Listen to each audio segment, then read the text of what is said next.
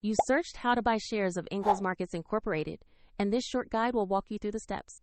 Ingles Markets is a regional supermarket chain listed on NASDAQ under the ticker IMKTA, and this information is for educational purposes only, not financial advice. To trade IMKTA, you need a brokerage account, and I'll use eToro as an example to show the process. After signing up, you must verify your account, usually with an identity document, and add funds before you can place a buy order. Use the platform search bar and type the ticker IMKTA to locate the correct listing. Select the Ingles Markets Incorporated result to open the stock page for trading. On the stock page, review the company overview, recent news, and the price chart to confirm it's the right asset. Make sure the listing shows NASDAQ and the ticker IMKTA before moving on.